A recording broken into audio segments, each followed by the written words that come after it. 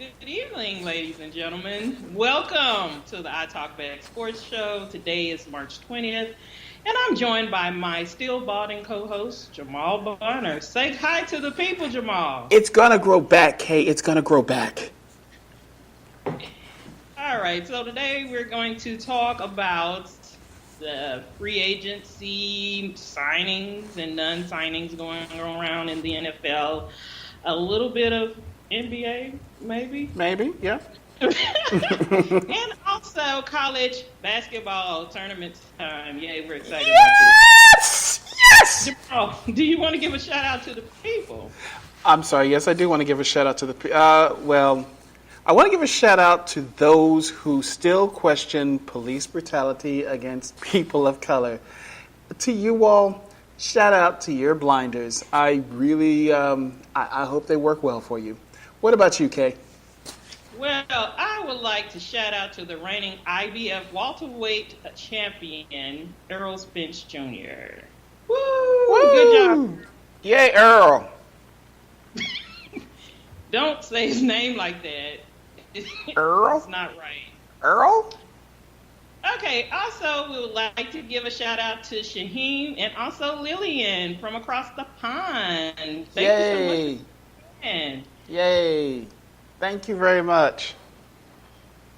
So we also want to have a little bit of news to give you from around the leagues. Robert Kraft, Roger Goodell, and the NFL discipline double standard. So, Kay, one of the things that came up in an article that I read is the pointing out that under normal circumstances, if this had been a player, they would have been flogged and suspended so quickly their heads would spin. And that Robert Kraft, it feels as though there's been no utterance of suspending. The league has said that they're monitoring the situation. And it kind of feels like there's this, when it comes to management and issues of misbehavior and so forth, because they're held to the same code of conduct as players are, that they're a little looser on trying to enforce this sort of thing. And I think that's something that's something that really needs to be looked into.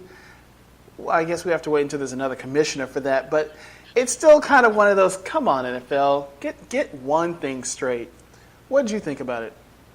Well, I guess we said it from the beginning. We didn't feel that too much would be done, and now we see that Robert Kraft wants to suppress the evidence. He doesn't want us to see the video of him soliciting extracurricular activities. So that should be interesting. And what's the difference between him and someone else who gets filmed doing some things that they probably shouldn't do? Their attorney, I guess. He has a better attorney, I guess. Maybe he has El Chapo's attorney, but still. So I don't know. But he didn't, he didn't die. So. He did not. True. We're going to talk about NFL free agency in just a moment. Kay, I wanted to, something we haven't done in a minute, I wanted to play a little game with you. And you don't know who the actual answers are for this, so this is going to be interesting. I'm going to read off some quotes to you, and I would like for you to guess as to who said it. Okay? The first one is, and hopefully it should be easy. Really? Never mind. I already messed up. I left the part in there. A lot of frustration that day. I was in a battle with the team, and I chose to play, and I was beating on myself. So when it happened, it just added to my frustration. I did what I did, and I saw Pete Carroll, and I was just like, you won. Just a very disappointing day. Who said this? Well, I'm going to go ahead and say Earl Thomas. I'm going to say that you're correct. Yes.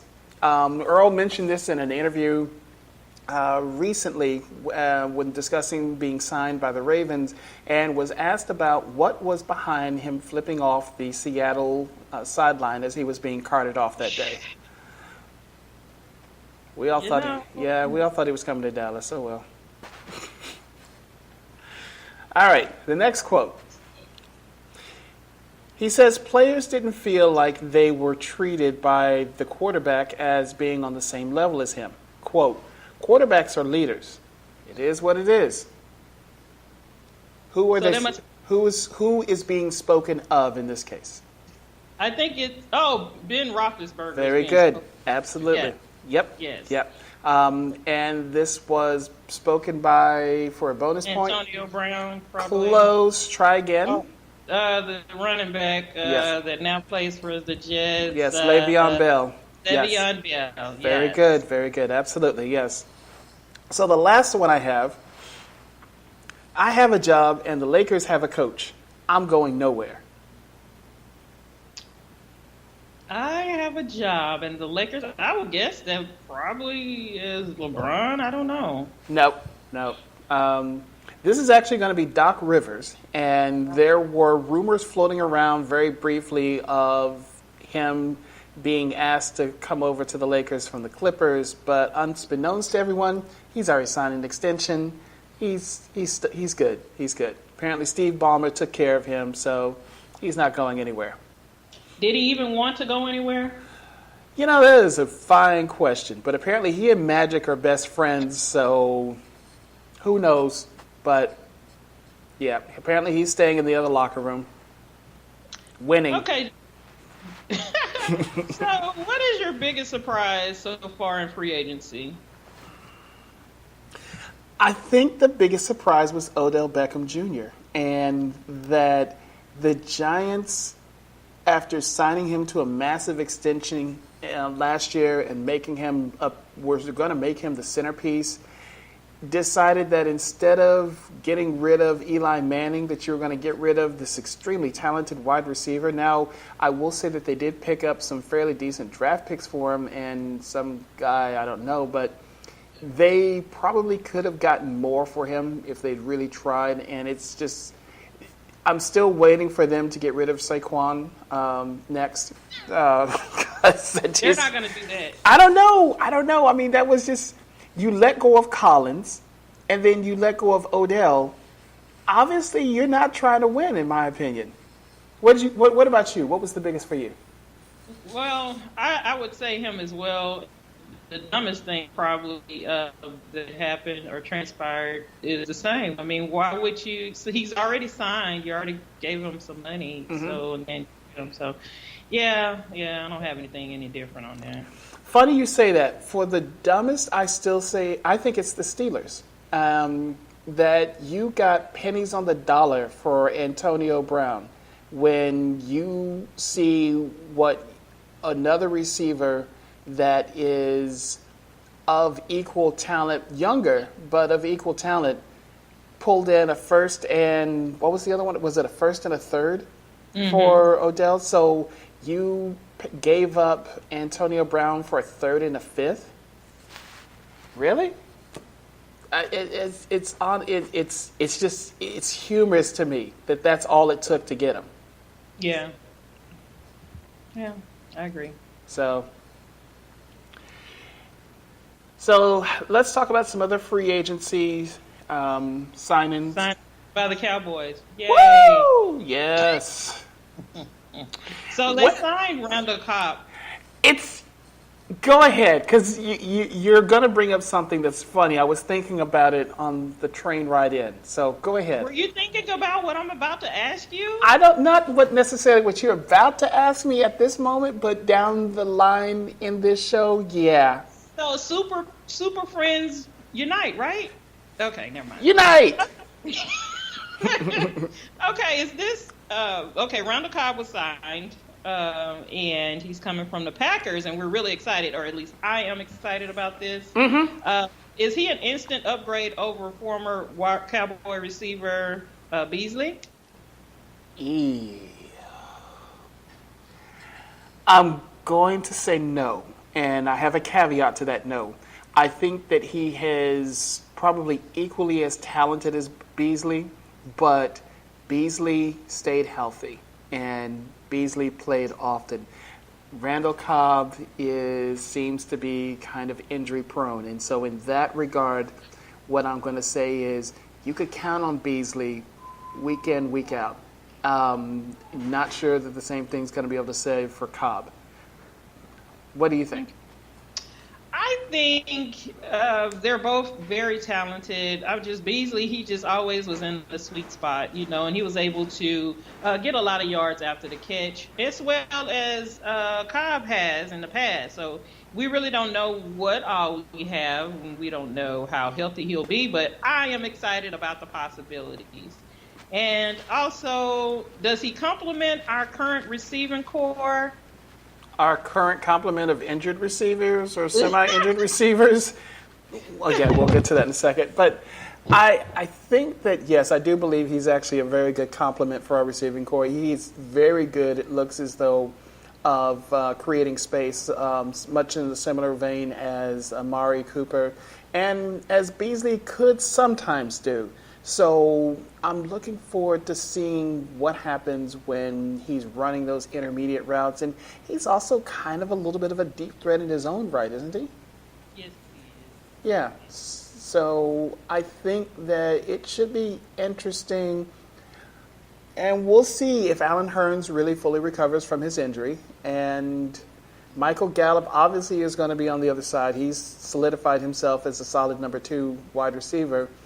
And then there's some other folks that we have. I'm really mad because I sent you something. Someone showed the depth chart for the Dallas Cowboys wide receivers, and they showed Lance Lennard down at 753. That was just so cold. Lance is my boy. I really hope that he picks it up this year and does something you're not trying to see that. You just see something in him that hasn't quite come apparent to me, and that's fine. I mean, we want everyone to do well.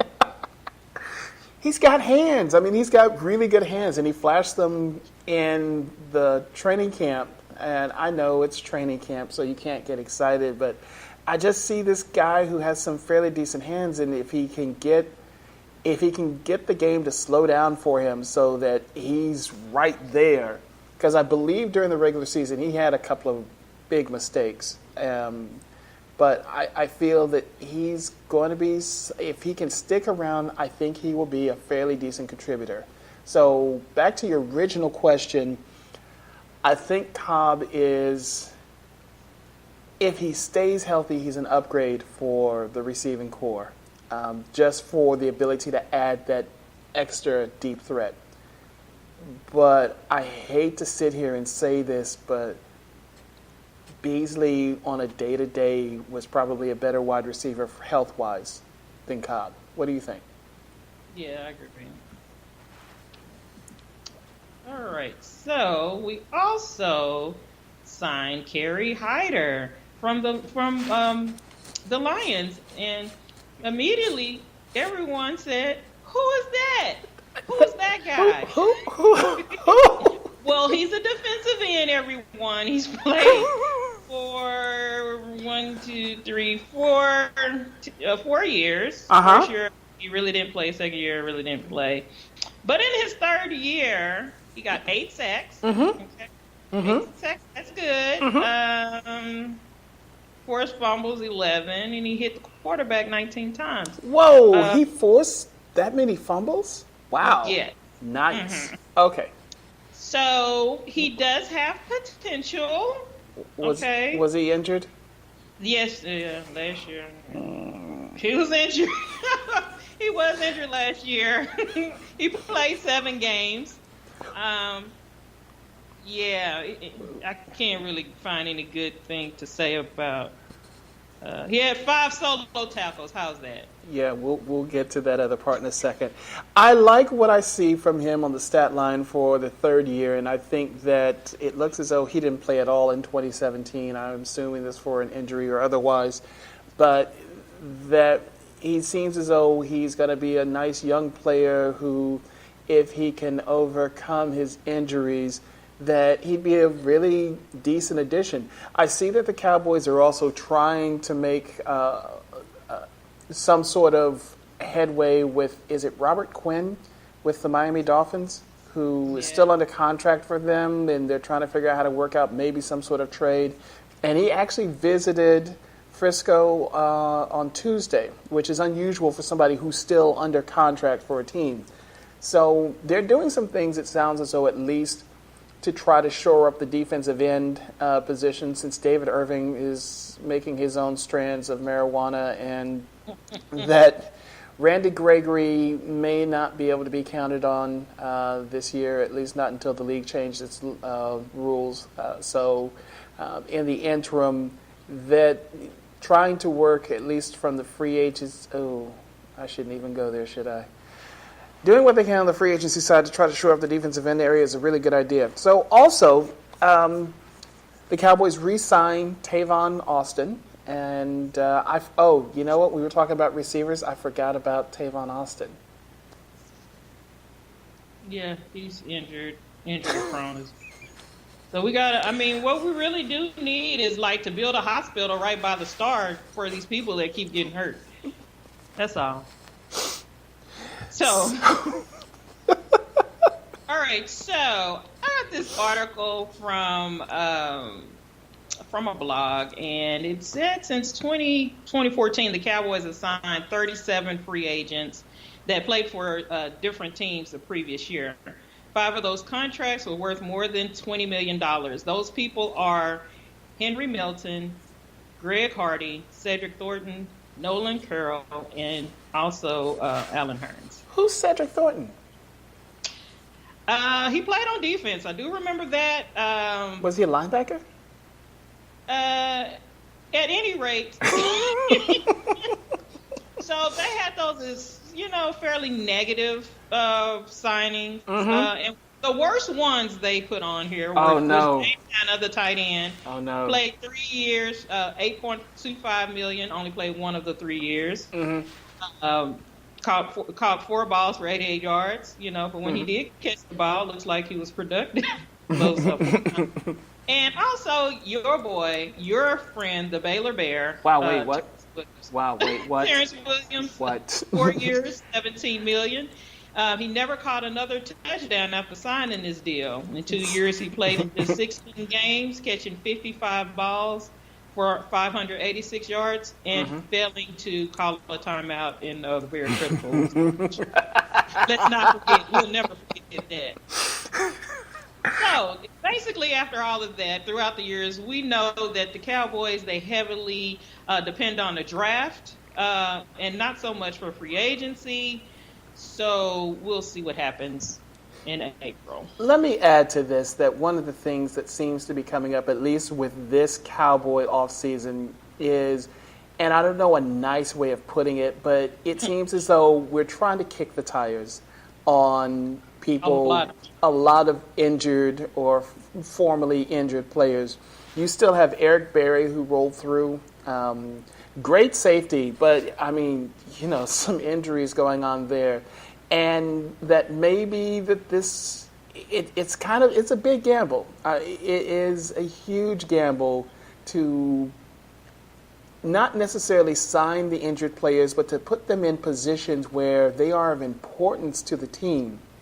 And if something happens, that it's not going to be next man up. It's going to be a big loss of talent. So, and of course, it's the NFL. Injuries happen to anyone at any time. But to really try to go out and actively seek out for less money to pay possibly injury-prone players. Well, in all reality, if you got an injury-prone person, they're going to be worth less. And if you don't want to spend money, you're going to always have this problem. So I don't know how they could very much overcome that if they're not willing to pay in free agency. Right. So, speaking of free agents, will DeMarcus Lawrence get signed this year? I don't think he will. I don't think he will either, and I think we should trade him. And I agree. We had this conversation previously. I would love to have him on the team, but if he's not on the team, it's not the end of the world. And I am not impressed, not one bit, by his play late in the season. You cannot just disappear. You have to constantly show up and produce. And if not, make people around you better. Absolutely. But I had to send a search team out for him. I don't know where he's at. Jeez. So, keeping with also the NFL, let's take a quick peek at one item, at least in terms of it pertains to the draft. I found it interesting, though, that you sent across something about the rankings of 3 quarterbacks in this year's draft.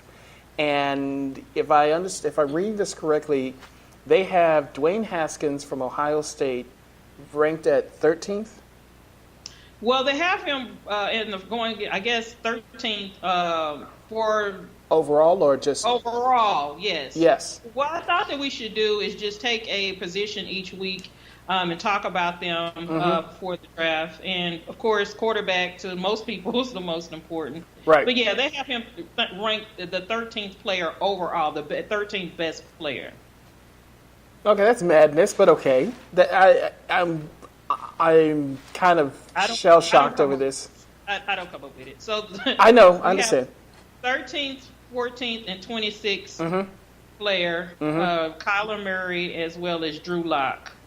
Okay, so we're not going to even bring up Drew Lock at this particular point. So let's focus on Dwayne and Kyler. I'm sorry, there's really at this point not much to say about Drew Lock. Maybe as some more tape starts to roll in, but in the interim, let's deal with the fact that the most explosive player in college football, who is now going towards the NFL, is Kyler Murray. Why is Dwayne Haskins ranked above him? Well, it's so close, 13th and 14th overall. First and second, position for quarterback, I don't know why. This is what the sports writers wrote. I'm just sharing their thoughts. I understand. Okay. All right. So, and I think Drew Lock is a very important player. He played really hard for Missouri. Who's Missouri? Mizzou? There's a team. Weren't they like in the Big 12 at one point? The Missouri Tigers. Oh yeah, they were in the Big 12, right? Where'd they go? So you just don't care about people that lead the Big 12, I see. I don't know what you're talking about. Well, we don't care about A&M anymore, so Who? I was just... Who? A&M? Exactly. I don't know what that is. I still care about Colorado. I still care about that team that's north of Oklahoma that used to play them all the time. Actually, I don't care about them. So anyway, let's, unfortunately, talking about the former Oklahoma quarterback. In your opinion, will Kyler be the can't miss of this draft, or the Heath Schuler, who was a shorter, much heralded quarterback for the University of Tennessee back in the 90s, who was a bust with the Washington Redskins? We're not gonna associate bust with Kyler Murray. I think people do make a bigger deal out of it than it is. You know what I'm saying? I'm not buying all into the hype because it's the difference between college, of course, and the NFL. So I want to see what he's able to do, how he's able to adjust, and how he's able to overcome maybe some of his physical attributes, which couldn't work out for him possibly. So such as his height. So those are things that I'm worried about when it comes to Kyler Murray. When playing other teams, I liked that Kyler Murray got out of the pocket quickly and would get the ball out when he was on the run. And there is another quarterback, though, of recent history who we saw come out of college from the Big 12 who was extremely fast and who unfortunately had a couple of injuries that took him out and has now turned him into kind of a journeyman.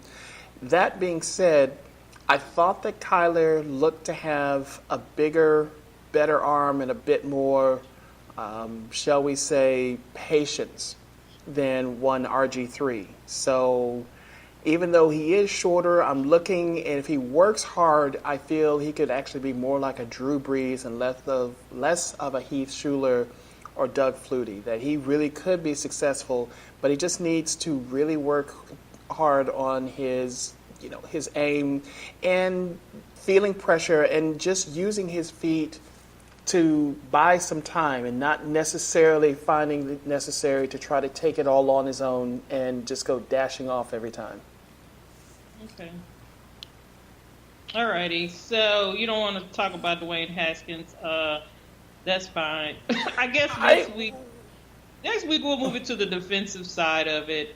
we won't talk about safeties because I'm tired of hearing about safeties this offseason. Oh, That's all I've been hearing. Good Lord. Okay. We'll talk about some other interesting position on the defense. Okay, so if I may, what I will say to you is I didn't get to see that much of Dwayne Haskins, honestly. So I don't have a lot to say. Ohio State, apparently, they had a great record, but I didn't get to see much of him, and so I can't really say that much. And then there's this other guy who plays for that other school. Yeah, are they in a major conference? Are you talking about Mizzou? Ohio State? Mizzou. Oh, Are they in a major conference? what are their There's some conference, right? the All-American Conference? Look, I made up some. Okay, so now let's talk about the NBA a little bit. Something very interesting for my summer months is, according to NBA.com, the NBA announced today that the Chinese and Croatian national teams will join all 30 NBA teams to compete at the MGM Resorts NBA Summer League for 2019. Nice. This will be the first time that the leagues will feature 2 international teams. The 15th NBA Summer League will take place July 5th through the 15th in Las Vegas. Let me guess. You're pushing for a live show from Vegas. I'm going to be in the Dominican July the 5th. So okay. that's the only reason why I won't be there. Okay. And that's the truth. Okay. So, all right. but I do enjoy the Summer League play. As I always tell people when they ask, I'm very interested in up and coming people, not just the people that have cemented their legacy and that's working on it. So, yeah, I'm interested in that. So that'll be some of our first chances to see Zion versus the world and RJ Barrett, excuse me. If they play, you know how they are with these players. They're gonna let them play. They'll have them in there for a little bit. Oh no, okay. I don't know. We'll see. But I found that interesting. Yes. I find it interesting, and I hope this is a first step towards an actual, real world basketball tournament. This is a good step in the right direction. I like it. If I can just be petty, I really would prefer to have seen the French instead of the Croatian national. But hey, something is better than nothing. Okay, so this is true. A step forward. Yes, it is a step forward. All right. So we're going to switch gears a little bit. Well, first of all, though, what have you watched this last week? Okay, so I watched this little mini series on Bravo. I think it's on Netflix, but it also showed it on regular TV. It's called Dirty John, and this show is a true crime. They have a podcast, and it's based on the life of John Meehan, a con artist and sociopath. I just saw a little preview because I was cleaning out my DVR, Lord, and this was probably some stuff that aired 2 or 3 months ago and whatever I was watching, and I saw the commercial, so I was like, I'm going to have to check it out. So I watched it all today. Oh, wow. Okay. Yeah, and what it does is it really makes you question meeting people online, and also what I'm not saying men, because women could very well be guilty of this, but what people have in their mind and what they plan for you, and you don't even know. I mean, you think you just planning for some drinks and an appetizer. Yeah, nah. They got a whole little list of things that they got planned out for you. So people out there, while you're dating these crazy people on the internet, please be careful. Don't invite them to your house on the first date. Or second date. Or the second date, or the third date. And don't bring them in front of your children. Don't marry them in 2 months or 8 weeks. Just don't do it. Or 9.5 weeks for that matter. No. What have you watched, Jamal? So, my Netflix threw in my face some show called Turn Up Charlie.